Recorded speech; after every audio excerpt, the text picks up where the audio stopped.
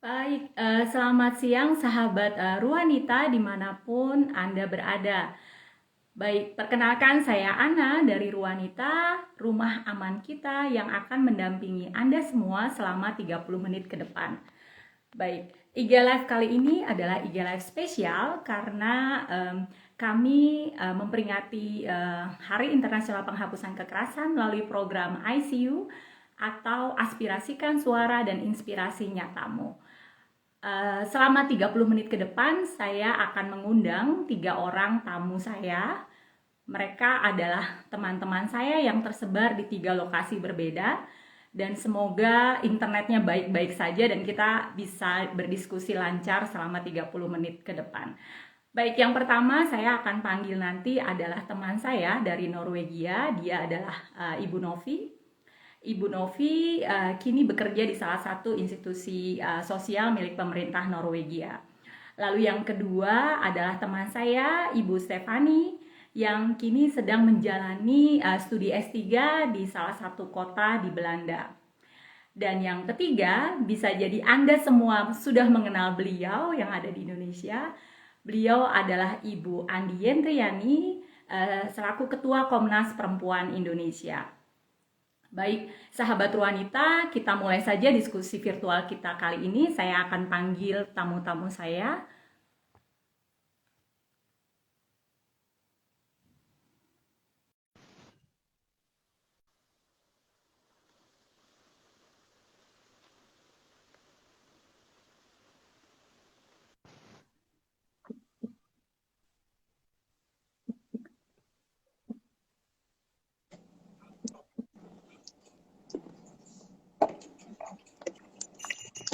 Halo, selamat pagi. Selamat pagi. Sudah ada Ibu Pagi. Novi dan Ibu Andi Yentriani. Selamat pagi. Pagi. Tadi saya bilang selamat Pagi, siang, sekarang pagi. selamat pagi. Saya lupa. Di Eropa masih gelap, jadi saya bilang selamat pagi. Iya, di Indonesia sekarang sudah jam berapa ya, Ibu Andi? Kalau saya kebetulan lagi di Mamuju di Sulawesi Barat, sekarang jam 5 sore. Oke, baik. Jam 5 sore berarti beda 7 jam mungkin ya. Iya. Ini saya satu lagi Ibu Stefani belum ada. Sebentar. Oke, baik, kita mulai saja sambil menunggu Ibu Stefani. Sebentar. Baik, kita mulai dengan ini nih. em, apa segmen yang pertama mengenai sejarah 25 November sebagai Hari Internasional Penghapusan Kekerasan Terhadap Perempuan dan kaitannya dengan program ICU begitu ya. Sebelum ke Bu Andi yang ada di Indonesia, kita mau ngobrol dulu dengan Ibu Novi sebagai salah satu panitia atau penggagas acara ICU di Ruanita. Begitu. Nah, kira-kira Ibu Novi bisa bercerita sedikit apa itu ICU? ICU itu kan kepanjangan dari aspirasikan suaramu. Jadi teman saya ini kan menggagas kalau misalnya kita mau ngomong soal kekerasan, media apa sih yang paling mudah dalam tanda kutip ya, supaya orang nggak melihat ini sebagai sesuatu yang isu yang berat. Jadi,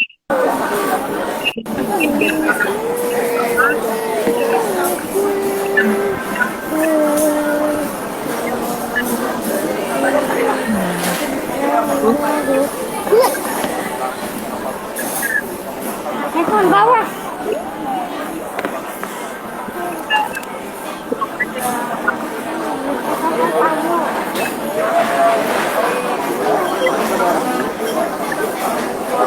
Maaf, Ibu Novi kayaknya ada gangguan teknis sebentar.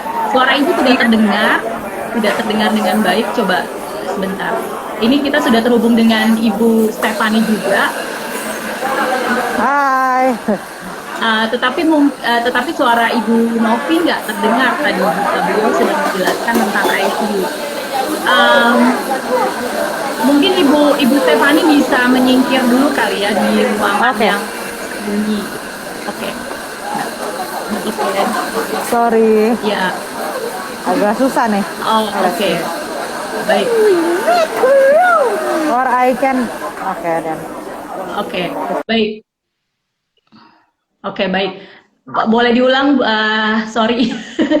Ibu Novi, boleh diulang sedikit aja tentang program ICU sambil Bu Step mencari lokasi yang tepat untuk dia bisa bercerita dan bergabung dengan kita. Sepemahaman saya sih ide ini untuk menjelaskan Mhm, apa itu kekerasan dalam bahasa yang mhm, bisa dimengerti oleh orang banyak gitu ya. mhm, mhm, mhm, Maka itu isu ini penting. Terus mhm. bagaimana mengkomunikasikan supaya isu ini bisa dimengerti oleh banyak orang, makanya dipakai media surat. Mhm. Kenapa surat, Bu? Kenapa surat terbuka itu menjadi isu yang penting atau menarik ya untuk menyampaikan isu kekerasan terhadap perempuan? Asumsi kita kan bagaimana membawa isu yang abstrak ini Mhm, untuk bisa dipahami dalam eh, level yang bisa dimengerti oleh orang. mhm, Makanya dengan membuat surat kita jadi tidak terbatas atau terhambat dengan apa sih referensinya atau apa. Jadi isu yang diangkat pun banyak yang dekat dengan dekat dengan apa yang terjadi di masyarakat. Seperti misalnya Ibu Yani kan menulis soal uh, uh, apa uh, apa sih itu namanya peraturan dari Menteri Pendidikan dan kebudayaan. ini masih Menteri Pendidikan dan Kebudayaan ya, Kita iya. yang ada di Indonesia sudah lupa mungkin dengan nomenklaturnya begitu ya. Iya. Ya, Oke, jadi memang media surat terbuka ini dipilih untuk bisa menyuarakan apa isu-isu yang berkaitan dengan kekerasan terhadap perempuan yang juga marak di ya. seluruh dunia ya, karena isu ini juga global. Baik, kita akan ngobrol lagi berikutnya nih. Tapi kita mau tahu sendiri karena saya juga sekarang posisinya ada di Jerman, Ibu Novi juga ada di Norwegia. Kita banyak kehilangan informasi juga mengenai di Indonesia. Nah, ke Bu Andi, Ibu, kira-kira sejak kapan Komnas Perempuan Indonesia memperingati Hari Internasional Penghapusan Kekerasan Terhadap Perempuan? Untuk kampanye anti kekerasan terhadap perempuan, kita memang buat kampanye 16 hari Mhm, yang dimulai pada tanggal 25 November ini. Dan di Komnas Perempuan kami mulai menggagasnya sejak tahun 2000 mhm, dan memang dimaksudkan sebagai ruang untuk mengkumpulkan ya. Jadi mengkumpulkan berbagai inisiatif yang ada di tingkat nasional. Karenanya mhm, kampanye 16 hari anti kekerasan terhadap perempuan di Komnas Perempuan itu bukan Komnas Perempuan sendiri yang membuat acaranya, tapi yang dilakukan Komnas Perempuan, kita membuat platformnya supaya platform yang saya maksud misalnya kita tahu di tingkat internasional Rutgers adalah yang memimpin ya dalam pengelolaan isu. Sementara kalau di nasional kita akan membantu untuk menyediakan tawaran-tawaran isunya karena Komnas Perempuan kan mengumpulkan data tahunan kekerasan terhadap perempuan. Jadi kita bisa lihat kasus apa saja yang sebetulnya sedang meningkat gitu ya, dan karena itu kira-kira secara sentral terpusat gitu, maksud saya sebaiknya kita mendorong topik apa gitu yang akan digunakan selama 16 hari anti kekerasan. mhm. Gitu sih Ada kalau tema kampanye khusus 16 nggak sih, hari Bu? ya. Jadi Tiap tahunnya begitu ada tema pada tahun khusus? ini kita Mhm, masih memfokuskan pada upaya untuk mendorong rancangan undang-undang tindak pidana kekerasan seksual. mhm, Ini sebetulnya merupakan kelanjutan upaya kita ya, karena kan sempat RUU ini tertahan di DPR pada tahun mhm, 2019, yang mhm, kemudian kembali dibahas pada tahun lalu dan tahun ini, tetapi tampaknya proses pembahasan membutuhkan waktu lebih panjang gitu, yang mhm, kalau tidak di mata publik itu bisa jadi berlarut-larut dan tentunya akan merugikan korban. mhm. Hmm. Oke, baik, baik. Eh, Ibu, tadi kan Ibu menjelaskan 16 hari begitu, Bu. Mengapa 16 hari atau ada alur ceritanya? Hmm. 16 hari anti kekerasan ini dia dilakukan mulai dari tanggal 25 November yang merupakan hari anti kekerasan internasional terhadap perempuan, dan juga akan berakhir pada tanggal 10 Desember yang merupakan peringatan Hari HAM sedunia. Di antara hari-hari ini juga ada hari-hari peringatan lainnya seperti tanggal 29 pada esok hari ya, hari Senin, itu adalah hari bagi perempuan pembela HAM. Tetapi juga ada Hari AIDS sedunia. Kita tahu bagaimana relevansi antara kekerasan terhadap perempuan dan HIV. Jadi kawan-kawan perempuan dengan HIV itu punya resiko terpapar pada kekerasan yang lebih tinggi dibandingkan dengan yang non-HIV, dan sebaliknya perempuan korban kekerasan itu lebih rentan terpapar HIV dibandingkan yang tidak terpapar kerentanan, tidak terpapar kekerasan. Kita juga ada Hari Internasional tentang Kerelawanan dan lain-lain lah ya, dan akan berpuncak pada tanggal 10 Desember ini. Itu juga merupakan sebuah penegasan bahwa kekerasan terhadap perempuan itu adalah bagian yang tidak terpisahkan dari pelanggaran hak asasi manusia. Karenanya upaya untuk menghapuskan kekerasan terhadap perempuan merupakan juga bagian yang esensi ya dari penegakan hak asasi manusia. Ini yang menjadi alasan dilakukannya kampanye 16 hari anti kekerasan terhadap perempuan. Dan memang ini adalah sebuah kampanye internasional gitu. Oke, berarti ada rentetan kaitan penyelenggaraan 16 hari tersebut begitu ya Bu ya. Oke, baik. Sekarang kita membahas untuk segmen berikutnya adalah tentang pendapat kasus kekerasan terhadap perempuan yang ada juga di luar negeri, seperti di Norwegia begitu ya. Ada Ibu Novi di sini. Nah, Ibu Novi, sudah berapa lama nih Anda tinggal di Norwegia? Saya datang kan tahun 2004 ya, jadi tahun ini udah 17 tahun. Terus saat ini saya kerja di lembaga pemerintah untuk bagian welfare state-nya.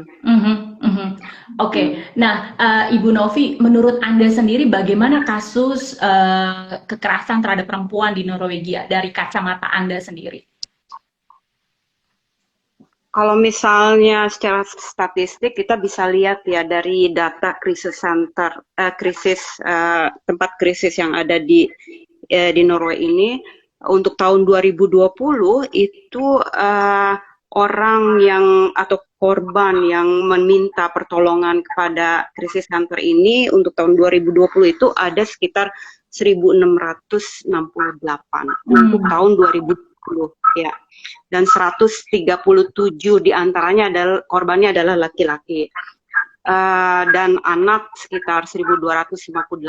Tapi anak ini di luar dari 1.668 ini. Itu tapi untuk tahun 2020. Kalau misalnya dalam pengalaman saya bekerja selama 10 tahun di organisasi ini, itu selalu datang 1-2 orang yang mencoba menceritakan kalau saya ini ada problem dalam pernikahan saya, gitu kan. Tapi itu tidak banyak karena memang organisasi yang saya kerja ini tidak khusus untuk menangani persoalan isu kekerasan. Saya juga ngobrol kemarin dengan salah satu pegawai di kedutaan, dan mereka pun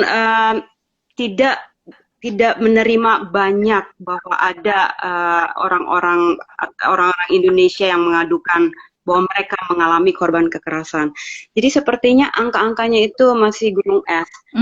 Ada, tapi tidak tertangkap. Ya, ada kemungkinan bahwa merasa sungkan mungkin, tidak tahu bahwa itu adalah kekerasan mungkin. Seperti misalnya faktor ekonomi. Kita mungkin menganggap itu bukan kekerasan, itu adalah tabiat suaminya, mungkin kan. Tapi kalau kita misalnya merunutkan kembali apa itu definisi kekerasan, itu kan banyak jenisnya. Betul. Misalnya betul. Nah, kalau menurut Ibu sendiri dari kita WNI misalnya atau diaspora di Norwegia, apakah punya saluran informasi atau bagaimana atau helplines untuk melaporkan kekerasan yang dialaminya kalau di Norwegia begitu? Ada informasi atau apa begitu untuk terhubung untuk melaporkan? Secara mekanisme atau aparat yang tersedia itu sangat jelas sebenarnya. Ketika misalnya Oke, di Norway ini kan kita punya kita dibagikan dokter pribadi. Jadi dokter pribadi itu akan melayani sekitar 1.000 atau 800 orang pasien. Misalnya ya. Jadi kita juga bisa menelpon mereka kalau ada sesuatu apapun itu. Terus ada pengumuman-pengumuman kalau misalnya ketika Anda mengalami ini laporkanlah kepada siapa. Informasi itu ada. Tapi mungkin ada kendalanya adalah sungkan, bahasa. Tapi kalau misalnya faktor bahasa di Norway ini kita punya hak untuk minta translator, penerjemah. Tapi ini pertanyaannya sekarang seberapa jauh informasi itu sampai? Seberapa berani perempuan ini juga mau melaporkan? Oke, ini masih menjadi catatan bahwa keberanian. Betul, jadi bagaimana perempuan juga berani melaporkan tindak kekerasan yang dialaminya begitu. Baik, sekarang kita ke Indonesia nih sendiri gitu ya, ke Ibu Andi. Saya mendengar Ibu angka kasus kekerasan terhadap perempuan di Indonesia itu meningkat. Saya mencari tahu dari online news atau berbagai informasi begitu. Nah, menurut Ibu sendiri selaku Ketua Komnas Perempuan Indonesia, mengapa terjadi peningkatan kasus tersebut gitu? Apakah ini karena faktor kesadaran pelapor atau situasi pandemi atau bagaimana, Ibu? Bagaimana Mbak? Minta maaf ya, putus-putus tuh di sini. Oke, baik. Ya, Ibu Andi, kita lagi membahas mengenai angka kasus kekerasan yang meningkat selama pandemi begitu. Termasuk di Indonesia, saya juga banyak membaca mengenai peningkatan kasus kekerasan terhadap perempuan di Indonesia. Nah, menurut Ibu sendiri, mengapa terjadi meningkatnya kasus kekerasan terhadap perempuan di Indonesia? Apa faktornya gitu? Apa faktor kesadaran pelapor atau situasi pandemi atau bagaimana menurut Ibu? Putus-putus, Nak. Jadi ya bisa jadi ini adalah kombinasi dari semua hal ya yang disebutkan tadi. Jadi Mbak, kan yang pertama begini, kita harus sama-sama mungkin memahami bahwa angka kekerasan yang meningkat itu bukan berarti intensitas sekedar meningkat gitu, karena bisa jadi memang lebih banyak korban yang percaya bahwa tidak apa-apa melaporkan kasusnya, dan justru dengan melaporkan kasusnya itu dia akan bisa mendapatkan pertolongan yang ia butuhkan. Artinya selain derajat keberanian dari korban yang bertumbuh, juga keyakinan pada sebuah sistem yang sedang berkembang gitu. Jadi itu dari aspek positifnya. Dari aspek yang lain memang pandemi memberikan ruang ya intensitas kekerasan yang terjadi di terutama di ranah privat. Jadi pelaku dan korban memiliki relasi yang lebih bersifat intimate ya, atau intim gitu, baik itu suami ataupun pasangan gitu. Kalau di Indonesia ini agak rumit karena kekerasan di dalam rumah tangga sebagai sebuah payung hukum itu kan menempatkan orang yang telah menikah ataupun orang yang hidup di dalam satu rumah ya. Tetapi misalnya untuk pacar itu jadi ruangnya seolah-olah dia tidak intim lagi gitu, karena mereka tidak tinggal satu rumah. Padahal ini masih dalam kekerasan di ranah personal atau di ranah privat itu. Nah, ketika semua pekerjaan itu kemudian kan kerja dari rumah, belajar dari rumah gitu. Survei yang dilakukan oleh Komnas Perempuan menunjukkan bahwa tingkat ketegangan di dalam keluarga itu juga bertambah, terutama dari keluarga yang sebelumnya sudah tegang. Jadi kalau yang dia pasangan yang baik-baik aja, relatively sebetulnya meskipun ada pengaruh ya dari pandemi pada relasinya, tetapi tidak seberat ketika keluarga yang sebetulnya sudah dalam ketegangan. Karena tiba-tiba orang harus dipaksa 24 jam bersama-sama kan ya, yang mungkin dulu punya cara untuk keluar dari ketegangan itu gitu. Nah, juga karena durasi untuk beban pekerjaan di dalam rumah tangga juga lebih meningkat bagi banyak perempuan. Meskipun laki-laki sama-sama mengklaim bahwa mereka juga jadi bekerja lebih panjang untuk pekerjaan domestik, tetapi survei kami menunjukkan bahwa sebetulnya untuk yang perempuan 3 kali lipat durasi panjang pekerjaan di dalam rumah tangganya.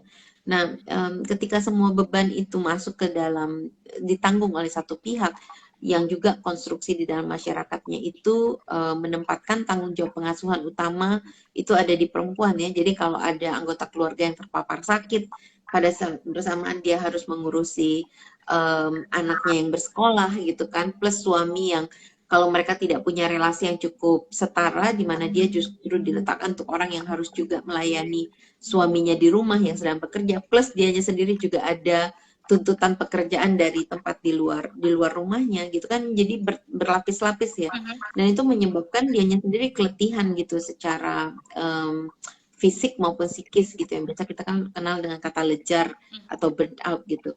Nah itu banyak perempuan kemudian juga mengalami gangguan kejiwaan ya, kesehatan jiwa gitu dalam range yang bervariasi gitu. Nah ini juga menimbulkan ketegangan baru di dalam keluarga kan ya. Jadi itu menyebabkan angka kekerasan psikis dan juga nanti biasanya bermanifestasi di kekerasan nah dari kekerasan psikis bermanifestasi ke kekerasan fisik itu juga dilaporkan meningkat. Serta yang terakhir adalah ketika keluarga ini juga terdampak secara ekonomi, karena kita tahu pandemi ini di banyak negara terutama seperti di Indonesia itu menyebabkan orang kehilangan pekerjaannya. Bagi perempuan yang meskipun dia secara sistem dianggap sebagai pencari nafkah tambahan, seringkali mereka justru merupakan orang yang menjadi tulang punggung di dalam keluarganya. Sementara kebutuhan di masa pandemi itu meningkat, jadi misalnya mungkin mereka cuma punya satu gawai, ternyata karena anak-anak harus bersekolah di dalam rumah, orang tua terpaksa mengkredit sampai sejumlah gawai yang dibutuhkan oleh anaknya gitu kan, plus macam-macam hal lah gitu yang harus dihadapi, itu menyebabkan relasi di dalam keluarganya juga semakin buruk gitu. Nah biasanya ketika terjadi kekerasan terhadap perempuan sebagai istri di dalam rumah tangga, dampak lanjutannya adalah justru kekerasan dari pihak ibu ke anak gitu. Dan ini terkonfirmasi dari data di Komisi Perlindungan Anak Indonesia gitu. Jadi dia menjadi satu spiral kekerasan jadinya ya yang ada di dalam keluarga itu. Iya, jadi data di Komnas Perempuan sendiri, kalau boleh saya tambahkan, kita memang di tahun 2020 ya, jadi sepanjang pandemi itu ada peningkatan yang hampir 68% gitu. Jadi dari sekitar 1.400-an sekian kasus, kemudian menjadi 2.389 kasus yang dilaporkan langsung kepada Komnas Perempuan. Selain angka kekerasan di dalam rumah tangga yang meningkat, yang perlu kita cermati juga kekerasan seksual. Karena ini meningkat sekitar 18%, baik itu di ranah privat maupun publik. Dan yang menurut kami juga perlu mendapatkan perhatian serius adalah kekerasan di ruang online. Dan ini percepatannya sampai 3 kali lipat gitu jumlahnya. Dilakukan oleh yang terbanyak justru orang-orang yang memiliki hubungan privat tadi, misalnya mantan suami atau mantan pacar yang kemudian menyebarluaskan mungkin rekaman, baik itu foto maupun video dalam suasana yang lebih intim ya, yang dulunya mungkin mereka produksi bersama gitu, yang kemudian ketika terjadi ketegangan di dalam relasinya digunakan sebagai balas dendam. Nah ini yang kita kenal dengan revenge porn gitu, yang saat ini juga menjadi perhatian di Komnas Perempuan. Iya Ibu, saya melihat bahwa ternyata di Komnas Perempuan Indonesia untuk hari 25 November ini juga berkaitan dengan kekerasan tidak hanya pada perempuan tetapi juga terhadap anak begitu ya Ibu ya.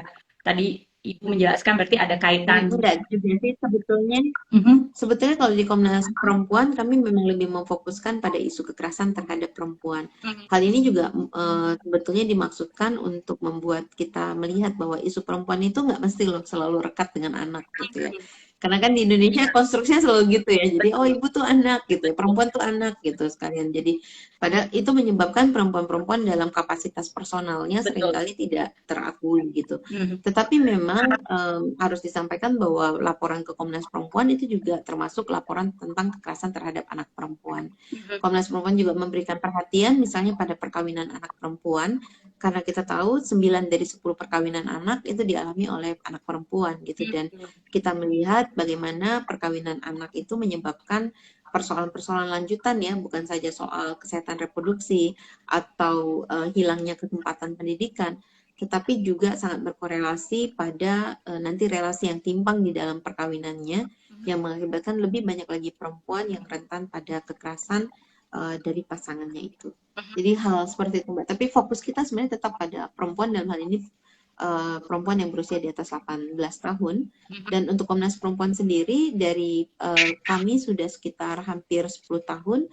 Buat kami perempuan itu bisa orang yang memang secara biologis perempuan ataupun secara sosiologis merasa dirinya sebagai perempuan. Jadi perhatian juga kita extended, karena kalau tidak kawan-kawan yang transgender terutama itu akan kesulitan untuk bisa mengakses mekanisme nasional hak asasi manusia. Oke, baik Ibu.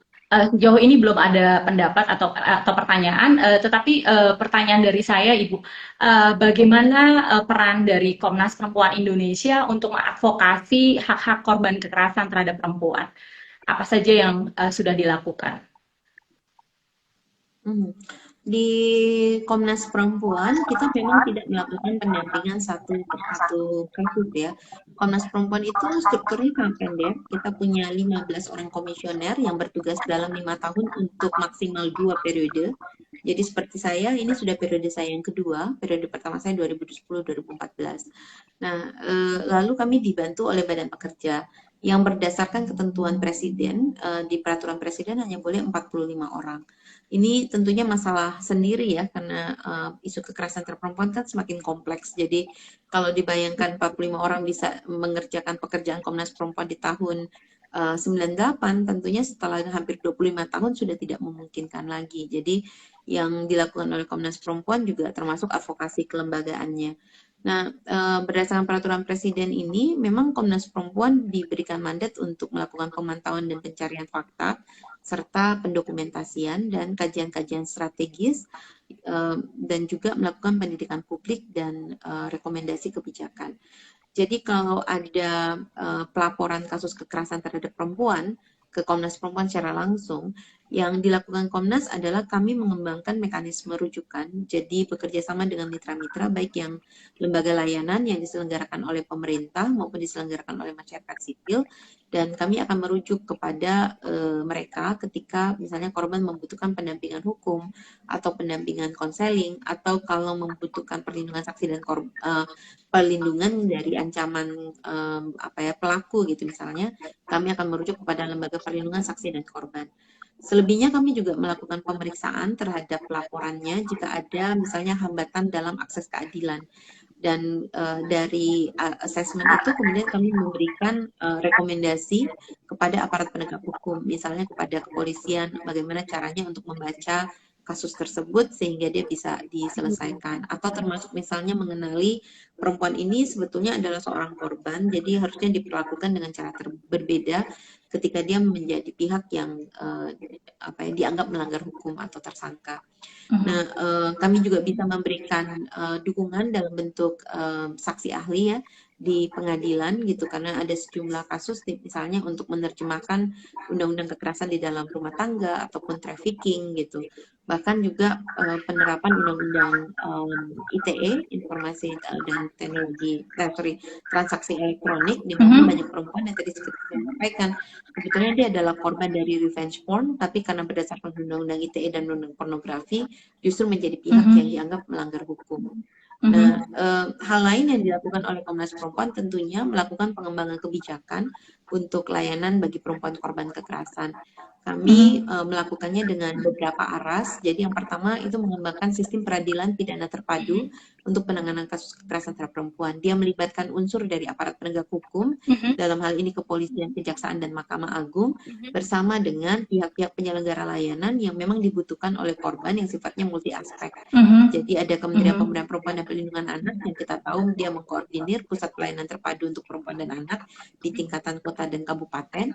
Lalu juga ada Kementerian Sosial, Kementerian Kesehatan, dan juga Lembaga Perlindungan Saksi dan Korban, serta PRADI. PRADI ini karena waktu sebelum ini adalah lembaga yang dianggap memiliki kewenangan ya untuk melakukan akreditasi bagi kuasa hukum atau pemberi bantuan hukum. Mhm. Nah, Oke, Ibu, menarik kami sekali. juga menambahkan diskusi yang lainnya adalah termasuk memastikan di Indonesia kan meskipun tidak se-developed ataupun sebaik mungkin di Norwegia atau yang lain-lainnya gitu, minimal skema untuk bantuan hukum itu sudah mulai berjalan. Tetapi memang bantuan hukum ini lebih banyak diberikan kepada pihak yang menjadi tersangka gitu. Sementara untuk korban itu sangat sedikit. Karenanya kami mencoba memastikan bahwa uang bantuan hukum itu bisa diakses oleh perempuan korban dan juga dengan termasuk mendesakkan rancangan undang-undang tindak pidana kekerasan seksual yang kita harapkan bisa memberikan fokus lebih pada perempuan korban kekerasan. Wah, banyak sekali yang Bu, sudah pernah nggak dilakukan ya. Ini menarik banget. Boleh nanya? Iya, Ibu Novi, silakan kalau Ibu mau bertanya. Ya, Bu Andi, ada kemungkinan nggak kalau misalnya, atau apakah udah pernah terlintas bahwa sebenarnya korban kekerasan pun terjadi di luar negeri untuk warga Indonesia? Iya, saya baru mau nanya itu. Nggak itu? Sorry. Gak apa-apa, saya juga baru mau nanya. Sebenarnya itu sudah dilakukan cukup lama ya oleh Komnas Perempuan. Memang isunya waktu awal itu lebih fokus pada perempuan pekerja migran Indonesia, karena banyak pekerja migran Indonesia kemudian berhadapan dengan hukuman mati bahkan. Betul. Gitu. Jadi memberikan upaya pemantauan dan mendorong KBRI ataupun atase ya dari Indonesia untuk memberikan bantuan hukum itu dilakukan oleh Komnas Perempuan, termasuk juga melakukan pemantauan pada shelter sebelum deportasi perempuan pekerja migran Indonesia ke Indonesia. Lalu kami juga menerima misalnya kasus-kasus di mana terjadi tindak kekerasan yang melibatkan perempuan Indonesia, baik sebagai korban maupun sebagai tersangka. Jadi pada situasi seperti itu biasanya kami akan berkoordinasi dengan Kementerian Luar Negeri. Yang terakhir kami terima laporannya adalah juga penghilangan paksa terhadap, hilangnya seorang perempuan Indonesia di luar negeri gitu, dan pemerintah Indonesia dianggap belum memberikan perhatian yang cukup untuk mencari tahu di mana perempuan ini berada.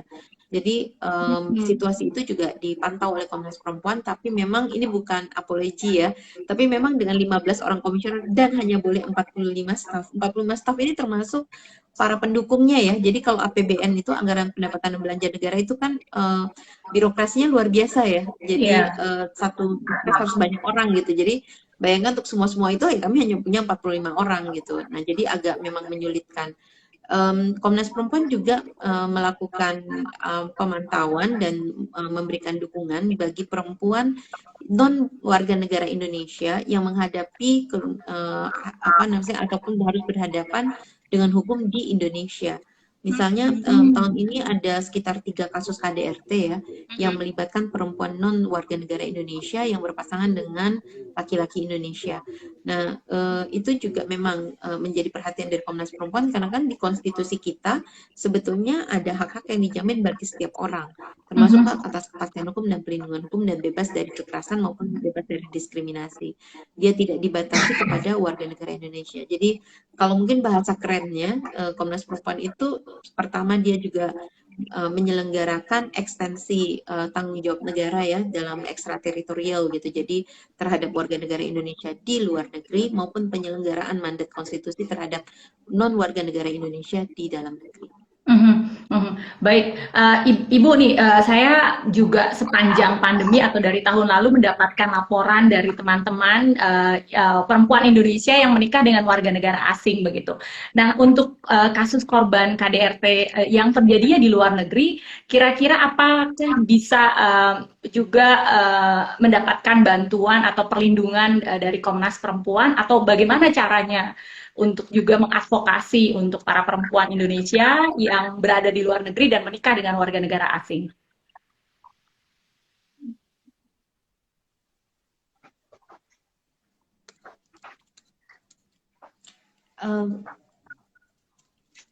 Kenapa Mbak? Saya minta maaf karena pas bagian pertanyaannya justru saya nggak dengar. Jadi ada warga negara Indonesia yang menikah dengan pria asing terus. Betul. Tetapi posisinya ada perempuan Indonesia ini ada di luar negeri. Betul. Nah, kira-kira apa yang bisa dilakukan para perempuan ini, Ibu, sebagai korban KDRT begitu di luar negeri posisinya? Yang pertama memang ini sangat tergantung pada sistem di mana negara itu berada, di mana perempuan itu berada ya gitu. Ada negara-negara yang memberikan jaminan hak yang lebih baik. Saya pikir nanti Ibu Novi akan bisa cerita lebih panjang ya, karena misalnya seingat saya negara-negara Skandinavia itu memiliki model proteksi yang baik tadi ya, bisa memberikan penerjemah, mereka punya layanan konseling, mereka itu jadi secara sistem jauh lebih tertata. Dan karena itu dia juga membutuhkan kesukarelaan quote and quote ya dari pihak perempuannya, warga negara Indonesia, untuk menghubungi pihak KBRI gitu untuk menyatakan bahwa mereka sedang berhadapan dengan hukum sehingga butuh bantuan dan sebagainya, karena penyelenggaraan hak bantuan hukum itu biasanya lebih sering diarahkan bagi perempuan yang menjadi tersangka ya. Jadi biasanya sebagai tersangka langsung ada alertnya, negara itu harus memberikan informasi kepada negara asal dari si tersangka ini untuk memberikan bantuan hukum. Tapi untuk yang korban itu biasanya lebih bervariasi gitu. Nah, jadi kalau untuk yang berhadapan dengan hukum sebagai tersangka, Komnas Perempuan tadi kami akan berkoordinasi dengan pihak Kementerian Luar Negeri untuk memastikan apakah bantuan hukum diberikan atau tidak, dan juga secara berkala berusaha untuk mendapatkan update gitu. Karena kan Komnas Perempuan nggak bisa langsung mengakses peradilannya gitu. Jadi kita biasanya akan juga terhubung dengan teman-teman yang melakukan advokasi ataupun keluarga korban ataupun keluarga perempuan yang berhadapan dengan hukum ini untuk memastikan bahwa bantuan hukum yang dibutuhkan itu tersedia dan terselenggara. Nah, yang lainnya juga Komnas Perempuan dalam kasus-kasus tertentu dapat menghubungkan perempuan yang berhadapan dengan hukum ini baik sebagai tersangka maupun sebagai korban dengan lembaga-lembaga untuk perempuan yang ada di dalam negara di mana peristiwa hukumnya terjadi gitu. Karena sebetulnya kan pendampingan itu kayak yang di dalam negeri juga mekanismenya kan rujukan ya di Komnas Perempuan. Jadi kita akan mengidentifikasi siapa kira-kira partners yang bisa dimintakan gitu ya pertolongannya bagi perempuan Indonesia yang ada di luar negeri. Nah, untuk kasus-kasus yang lain kalau mungkin kawan-kawan mengikuti agak sulit kalau dia adalah di daerah-daerah yang memang negara-negara yang sudah tertutup bagi perempuan ya. Jadi itu sulit sekali aksesnya. Kita bahkan tidak tahu. Kadang-kadang sudah sampai mau eksekusinya baru kita tahu bahwa ada perempuan Indonesia yang menghadapi situasi itu. Oke. Baik. Tetapi secara praktik, apakah kami yang ada perempuan Indonesia di luar negeri, tetapi masih WNI, begitu kita bisa kontak atau menghubungi Komnas Perempuan apabila misalnya kita mengalami kesukaran atau kesulitan karena kasus kekerasan terhadap perempuan? Oke, bisa. Kemana Ibu? Sebetulnya sih kontak pertama ya untuk semua warga negara Indonesia, saya juga mendorong agar meregistrasi ya ke KBRI ataupun perwakilan Indonesia dimanapun berada gitu, karena itu sebetulnya salah satu kontak utama yang kita perlu kantongi lah ya dalam kondisi-kondisi tertentu gitu, sehingga itu akan lebih memudahkan gitu. Karena untuk Komnas Perempuan juga pasti kan stepnya adalah kalau kawan-kawan menghubungi Komnas Perempuan akan menghubungi Kementerian Luar Negeri, menghubungi KBRI, muter lagi kan ya, menemukan, mencari tahu dulu teman-teman di mana gitu. Jadi kalau sudah terregistrasi kan relatively akan lebih silang aware ya. Jadi pada saat ada peristiwa, kemudian tolong juga sampaikan kepada perwakilan Indonesia setempat gitu, dan juga di Komnas Perempuan sih itu lebih memudahkan proses koordinasinya. Betul Bu Ana, kan di orang-orang yang perempuan-perempuan yang tinggal di luar negeri ini kan punya peer group ya. Ketika mereka ada di peer groupnya, terus berusaha saling menguatkan dan saling memberikan informasi. Bisa juga seperti itu. Nah, ketika informasi sudah dapat, gimana cara menguatkan keberanian mereka? Ini persoalan, ini harus diselesaikan. Betul. Jadi memang lapor diri dan juga berkomunikasi dalam komunitas diaspora atau komunitas sesama Indonesia di luar negeri itu juga sangat penting untuk bisa menjangkau teman-teman perempuan yang ada di luar negeri dimanapun Anda berada. Silahkan menemukan komunitas Indonesia yang di luar negeri juga supaya lebih mudah begitu ya. Oke, baik Bu, sebagai penutup nih, bisa nggak Ibu Andi berpesan kepada sahabat Ruanita, terutama perempuan yang sekarang berada di luar negeri, seperti saya yang ada di Jerman atau Ibu Novi di Norwegia, untuk mengadvokasi dirinya sendiri, begitu? Pesan apa ya? Gitu. Mungkin kadang-kadang kalau saya pikir ya, apa kalau seperti di Jerman dan Norway, sebetulnya by system dia jauh lebih baik ya. By system itu sistem bukan saja yang layanan yang diselenggarakan oleh pemerintahnya gitu, bahkan terhadap orang-orang asing gitu ya, ataupun perempuan yang menikah dengan warga negara setempat, tetapi juga sistem di dalam masyarakatnya itu kan sebenarnya jauh lebih terbuka ya dibandingkan dengan di Indonesia gitu. Tentunya derajat patriarkinya berbeda gitu, tetapi kesadaran gitu misalnya bahwa kita harus berbagi peran, kesadaran bahwa memang banyak sekali faktor-faktor kerentanan bagi perempuan menjadi korban kekerasan itu kan kalaulah saya tidak terlalu berbaik sangka gitu, saya meyakini bahwa itu jauh lebih berkembang gitu dibandingkan dengan di Indonesia. Nah, hanya saja memang seringkali kita justru kan perempuan Indonesia itu lahir di dalam sistem di mana dia menempatkan dirinya sebagai seorang yang subordinat dan harus patuh gitu ya.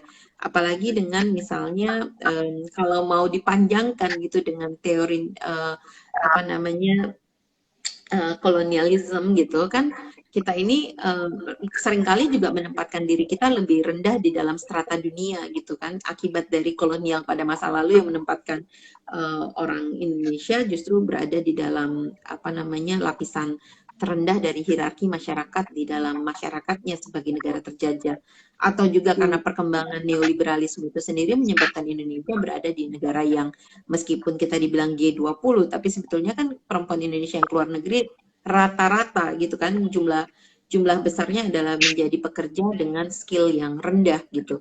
Akibatnya self esteem itu bisa jadi juga sangat rendah gitu. Betul. Nah, ini yang sebetulnya menurut saya menjadi titik berangkat awal ya, yang kalau boleh bukan berpesan tapi bersharing dengan teman-teman gitu.